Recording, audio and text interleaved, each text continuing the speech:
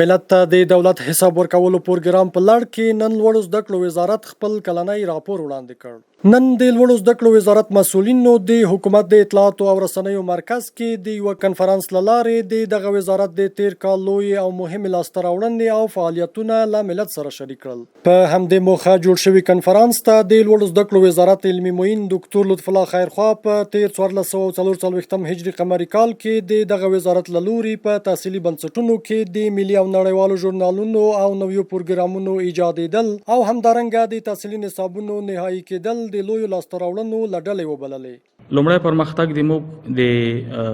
ډپارټمنټونو د پوهنځیو ایجاد دی چې په طبیعي شکل لوړ زده کړې هر کال په خپلو بنسټونو کې د علمي پروګرامونو ایجاد کوي. مونږ لله الحمد د پوهنتونونو د غوښتنو په اساس د هغوی د ارزونې په اساس باندې کوم پیشنهادونه چې موږ ته راغلي دي د پوهنتونونو د خوا نه او هغوی ورته اړتیا لرلې ده او هغه د ارزونې په اساس باندې یې موږ ته رالیږلي دي. په هغې کې موږ سږکال 29 پوهنځي ایجاد کړي دي، 15 ډپارټمنټونه دي په دې کې او 40 شپني پروګرامونه دي د شپې برنامې چې ایجاد شوي دي. موږ لله الحمد سږکال په هیواد په پوهنتونونو کې نړیوال ژورنالونه ایجاد کړي دي چې دا لړۍ روانه ده. په هماغه نړیوالو معیارونو باندې زموږ استادان اوس کولی شي چې په داخل کې خپلې علمي مقالې په علمي شرایطو باندې نشر کړي، نه ورباندې هغومره قیمت راځي او نه د هغه ژبه کې کومه ستونزه لري چې ډیری استادان به په نړیوالو ژبو کې یو څه مشکل درلود، نو رسیدګي به ورته ستونزمنه وه. او 33 ملي ژورنالونه ایجاد شوي دي چې زموږ د ترفیعاتو په برخه کې په ملي ژورنالونو کې د مقالو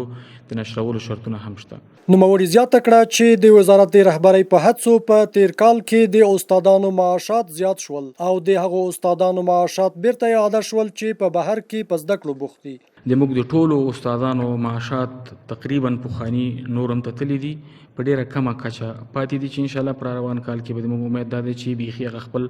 حد ته ورسیږي. د استادانو معاش په ډېر ښه شکل لوړ لاړ. دا ډول تاسو ته معلومه ده چې د موږ کوم استادان چې په بهر کې تقریبا 1400 استادان بهر کې په زده کړو بوخت وو، یوازې د لوړو زده کړو وزارت د نورو وزارتونو اشخاص هم بهر کې په زده کړو باندې بوخت وو چې د ټولو معاشات قطع شوي او بیا د لوړو زده کړو وزارت په هڅو او په هاند باندې لله الحمد هغه ټول معاشات او مصارف بیرته منظور شو او د لوړو زده کړو وزارت د استادانو په برکت باندې ټول وزارتونو ته د معاشات بیرته ورکړل شو. همدارنګه د لوړو زده کړو وزارت مالیه او اداري معین مولوي حافظ محمد حامد حسیب وویل چې په تیر کال کې د لومړي ځل لپاره په 15 اماراتي پوهنتونونو کې د څېړنو معاونیتونه رامنځته شول او د محصلینو د عملي کارونو په موخه له بېلابېلو وزارتونو سره هوکړې لاسلیک شوې. د تحقیق او څېړنې په برخه کې د امارتي ټولو پوهنتونونو لپاره د تحقیق معاونیت ایجاد سو چې دا سلسله په ټولو پوهنتونونو کې دوام لري او د دوی د ضرورت د پوره کولو په خاطر د دې لپاره چې د تحقیق څخه هغه محله و ساحه او په هغه وطن کې ملت استفاده ترې وکړي، د دې لپاره مختلفې څېړنې هم سوي دي او مختلف تحقیقات هم مخته راغلي دي د وزارتونو ضرورتو ته په کتو سره او د دې لپاره چې زموږ خپل فارغین موږ بیرته په خپل دولت کې جذب کړای سو. د وزارتونو په سطحه ډیرې داسې تفاهمنامې سوي دي چې زموږ فارغین او هغه ملګري چې هغه د خپل په کومه برنامه کې چې فارغه سوي وي په هغه کې ښه کار او خدمت وکړای سي او په حکومتولۍ کې جذب کړای سي. د دې لپاره هم مختلفې تفاهمنامې د مختلفو وزارتونو سره سوي دي.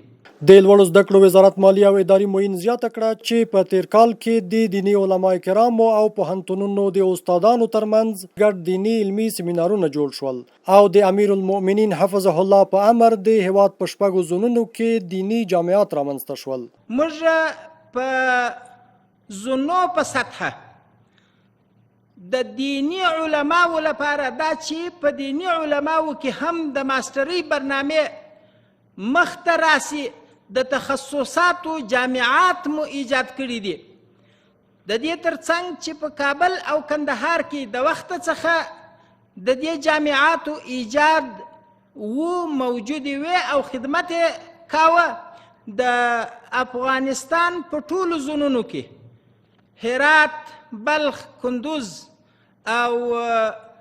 ننګرهار، پکتیا او ورسره د زونونو نه علاوه په هلمند ولایت کې د دغه جامعاتو د منظوري اخیستل سوې ده او پر ایجاد باندې کار روان دی او د دې لپاره چې لا ښه خدمات وړاندې کړای سو د دیني علماو او د پوهنتون د استادانو ترمنځ مختلف سیمینارونه دایر سوي دي. وروسته د لوړو زده کړو وزارت ویان حافظ ضیاء الله هاشمي وویل چې په تیر کال کې د لوړو زده کړو وزارت اړوند 900 جریبه ځمکه له غاصبینو راګرځول شوې. د 400 میلیونه افغانیو په ارزښت 14 ساختماني پروژې تکمیل شوي. بلخ او الفلاح پوهنتونونو ته د تضمین کیفیت بشپړ اکاډمیک اعتبار ورکړل شوی دی. همداراز د لوړو زده کړو وزارت د دفتر رئیس انجینر روح الله روحاني د دغه وزارت راتلونکي پروګرامونه او پلانونه له رسنیو سره شریک کړل او ویل چې لوړو زده کړو وزارت خپل ټولې علمي چارې او انکشافي پروژې له خپل عادي بودیجې څخه پر مخ وړي دي. د یادولو وړ ده چې د کنفرانس په پای کې د لوړو زده کړو وزارت مسؤلینو له لوري د رسنیو استازو پوښتنو ته ځوابونه وویل شول.